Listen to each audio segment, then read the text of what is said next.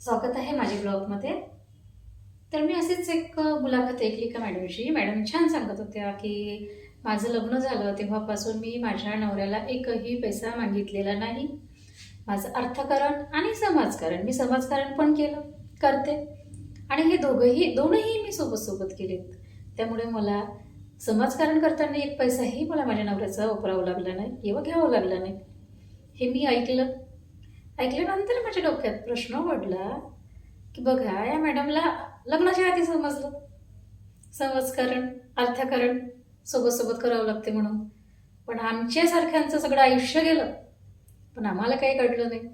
लग्न झालं आणि त्याच्यानंतर आमचं सुरू झालं, टिकलीला 5 रुपये द्या, दुधाले 10 रुपये द्या, भाजीपाल्याला 50 रुपये द्या, शेजारचा वाढदिवस आहे, शेजारचा वाढदिवस आहे त्याच्यानं गिफ्ट आणायला लागते, त्याच्यासाठी पैसे द्या.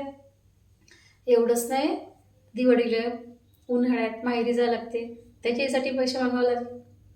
आणि आत्तापर्यंत नुसतं मागत मागत मागतच चालू आहे. हात आमचा असाच. ठीक आहे, तेव्हा जर कळलं असतं तर थोडेसे 2 पैसे आम्ही पण कमावले असते, म्हणजे आम्हाला नेहमी नेहमी अशी हात करायची गरज पडली नसती. मी मैत्रिणींनो, मी एवढंच सांगेल की केव्हाही 2 पैसे कमवण्याची ताकद प्रत्येक स्त्रियांनी ठेवली पाहिजे. जर आपल्यात आली ना, तर आपल्याला अशी हात पसरायची गरज पडणार नाही. आणि मग कधी कधी जर दिले नाही तर राग येते, तो राग करायची गरज पडणार नाही. मी बरोबर बोलली की नाही? नक्की कळवा. लाईक करा, शेअर करा, सबस्क्राईब करा. तोपर्यंत बाय.